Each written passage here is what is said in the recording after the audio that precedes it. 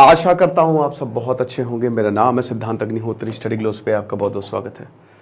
दोस्तों, हम बात करेंगे आज रशिया और चाइना की। ठीक है, रशिया चाइना दोनों के बीच के संबंध की टाइम्स ऑफ इंडिया का एक अच्छा एडिटोरियल है, बट उसमें ज़्यादा कुछ था नहीं, तो मैं अपनी तरफ से काफ़ी कुछ आपको बताऊंगा।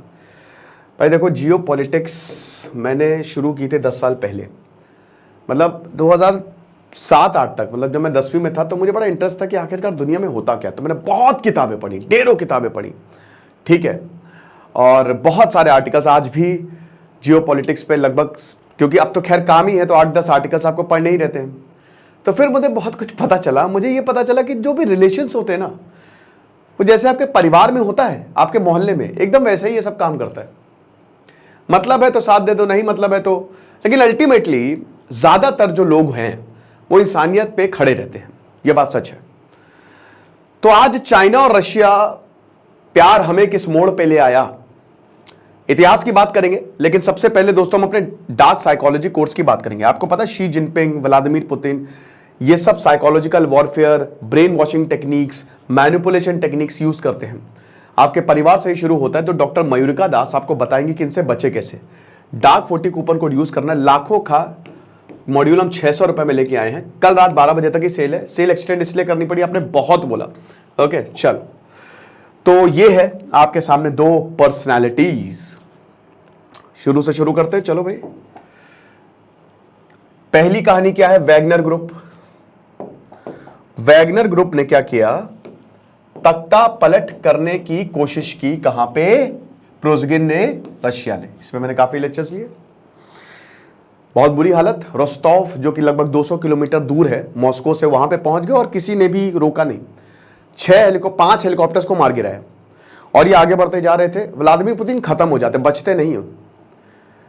और ऐसा मुझे ऐसा लग रहा है पर्सनली, मैं मतलब काफी ज्यादा, मतलब ऐसा है मुझे, क्योंकि CIA, मोसाद और MI6 इसमें तीनों शामिल है 110%। बट फाइनली अलेक्जेंडर लुकाशेंको आते हैं और वो डील करवाते हैं। और उसके बाद अभी बेलारूस में है इस समय वैगनर ग्रुप और प्रोज़गिन, और ये तख्ता पलट नहीं होता है।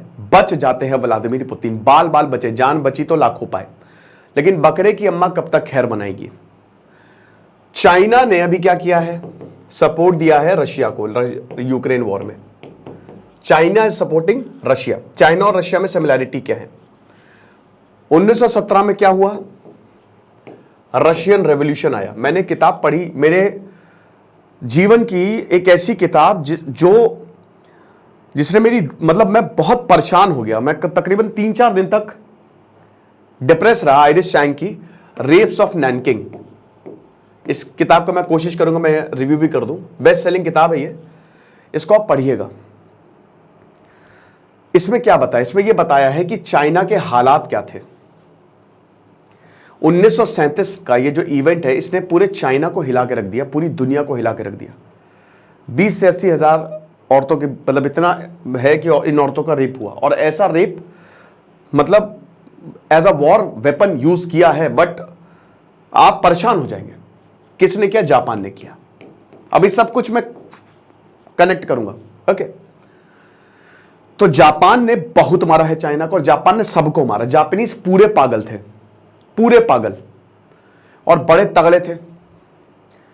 नागासाकी, हिरोशिमा की हम बात करते हैं, लेकिन उससे पहले आप जरा यह देखिए कि जापानियों ने किया क्या था। आप समझ लीजिए कि फिर आपको यकीन हो जाएगा कि कर्मा आता है वापस। और आज तक जापान ने चाइना से माफी नहीं मांगी है। पर आज जापान एक अलग देश है। जापान अमेरिका के करीब है, बहुत अमेरिका के, बहुत ज्यादा अमेरिका के करीब है।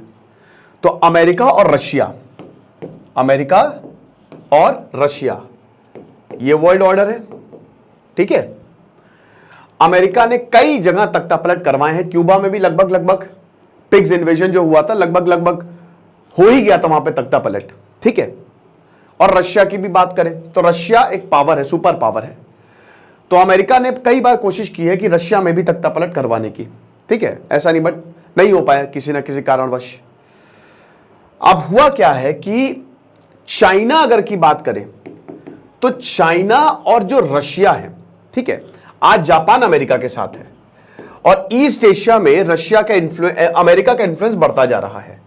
और चाइना के पास कोई चारा नहीं है, वो रशिया के पास जा रहा है। चाइना जापान का भी साथ में नहीं आ सकते, इतिहास मैंने भी आपको बताया, ठीक है। जापान भी आज एक कैपिटलिस्ट कंट्री है और बढ़िया है, जापान बहुत जबरदस्त देश है। अमेरिका चाइना जापान साथ में, और चाइना जो है रशिया की तरफ झुक गया है।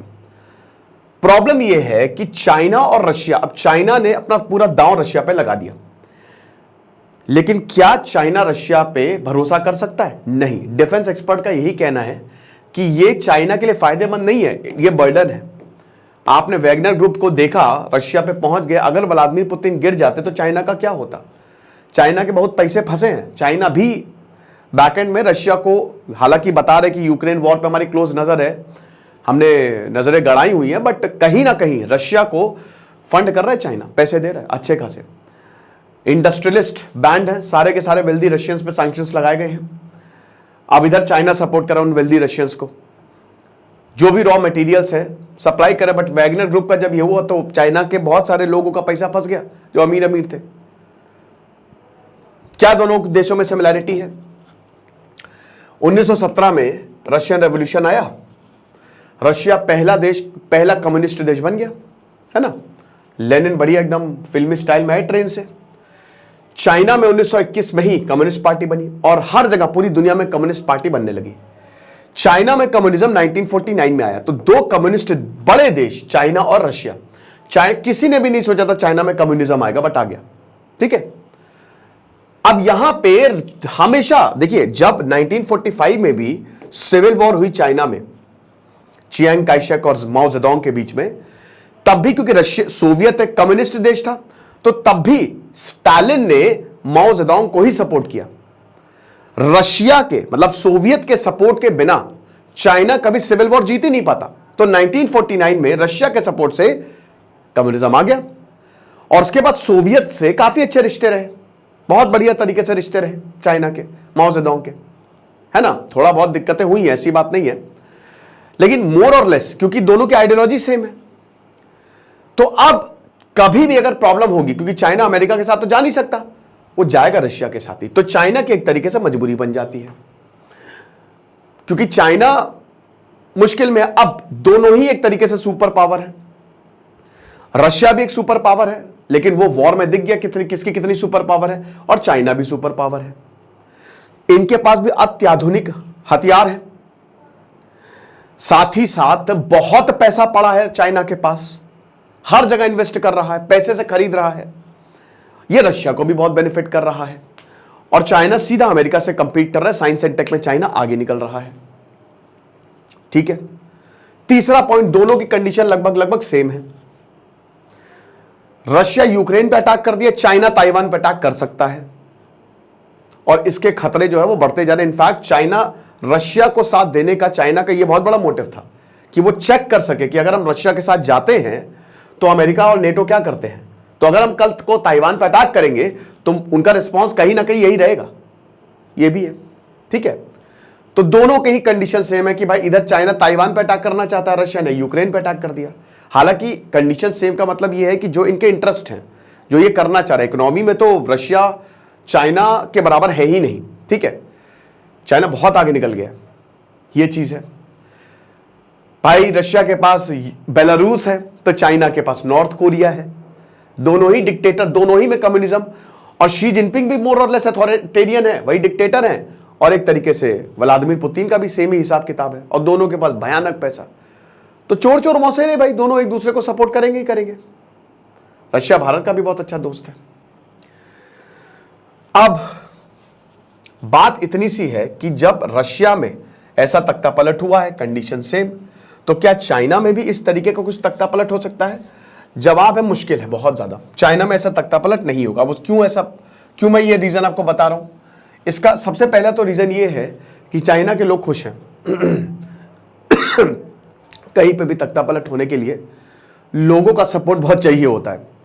कोविड में जब जीरो कोविड पॉलिसी चाइना लेके आया था, तब यह खबर मिली थी कि शी जिनपिंग गुस्सा है, लेकिन चाइना में शी जिनपिंग चाइना के लोगों को समझा लेते हैं। एक ना एक दिन चाइना में भी रेवोल्यूशन आएगा, लेकिन वो अभी नहीं आएगा, क्योंकि चाइना में गजब डेवलपमेंट है, बहुत डेवलपमेंट है।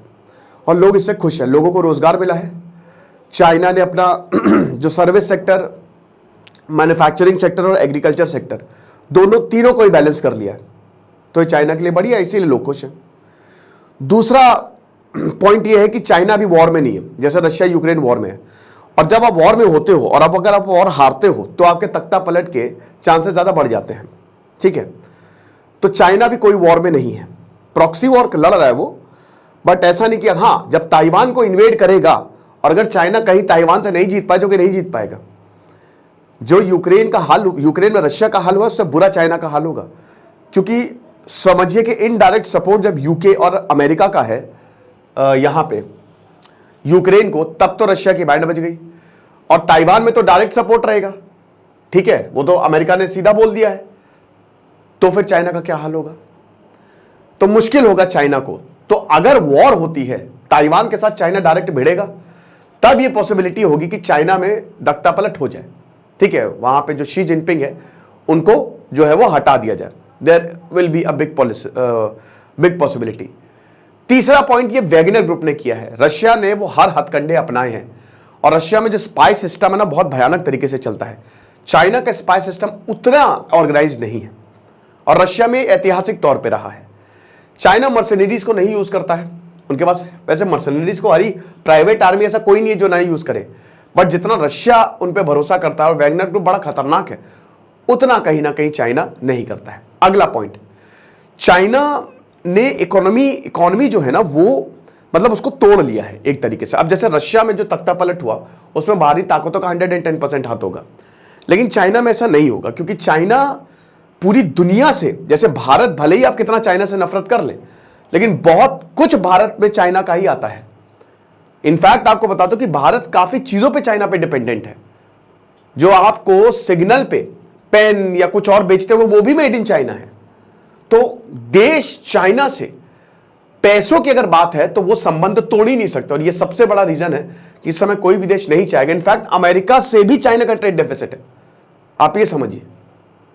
तो कोई भी देश फिलहाल ये नहीं चाहेगा कि अनस्टेबल चाइना हमको मिले, क्योंकि फिर सप्लाई चेन टूटेगी और हम सबको भुगतना पड़ेगा। तो ये कुछ रीजंस हैं जिसकी वजह से चाइना में तो फिलहाल तख्तापलट नहीं है, लेकिन हां जियोपॉलिटिक्स पूरी तरीके से बदल रही है ना। और जो हमने नहीं सोचा था वो हो रहा है। अमेरिका को हर हाल में भारत चाहिए, हर हाल में, इसलिए अमेरिका खूब फूल बरसा रहा है भारत पे, जो लेना हो ले लो। जो एडवांस जेट टेक्नोलॉजी अभी तक अमेरिका नहीं दे रहा था वो तक हमको दे दी कि ले लो भाई ले लो, तुमको जो चाहिए ले लो, तुमको क्या बताओ क्या चाहिए तुमको। व्हाइट हाउस ही शिफ्ट कर दे दिल्ली में, आ जाए अभी हम रुको, जो बाइडन अभी आते हम। ये है तो भारत तो बढ़िया है, लेकिन क्या भारत साथ देगा? अब डिफेंस एक्सपर्ट कहते हैं कि भाई भारत नहीं देगा, भारत न्यूट्रल रहेगा, है ना भाई। देखो हमारा अपना काम बनता यही है ये। तो अब उनको साथ इसलिए चाहिए क्योंकि ताइवान पे अटैक होने ही वाला है, आज नहीं तो कल अटैक होगा, क्योंकि चाइना इसकी पूरी तैयारी कर रहा है। जितना लेट होता जाएगा उतना डेंजरस है। तो जब ताइवान पे अटैक होगा तब भारत किसकी साइड रहेगा? अमेरिका चाहता है भारत हमारी साइड रहे। हालांकि उस समय भी भारत के लिए, जैसे अभी रशिया और यूक्रेन वॉर में धर्म संकट था, उस समय भी रहेगा। क्या करें, क्योंकि रशिया चाइना तो साथ में ही रहेंगे अनटिल एंड अनलेस रशिया में तख्तापलट नहीं हो जाए। अब रशिया में तख्तापलट के चांसेस ज्यादा हैं, बहुत ज्यादा है, क्योंकि वैगनर ग्रुप ने क्रैक्स जो हैं वो ओपन कर दिए हैं। तो देखेंगे क्या होता है। फिलहाल ये एक एनालिसिस था जो मुझे लगा आपको बताना चाहिए। तो ये शानदार हमारा डार्क साइकोलॉजी का कोर्स, इसको आप जरूर अवेल करें, बहुत ज्यादा फायदा होगा। मात्र 600 रुपए का कोर्स, मजा आ जाएगी। Thank you so much.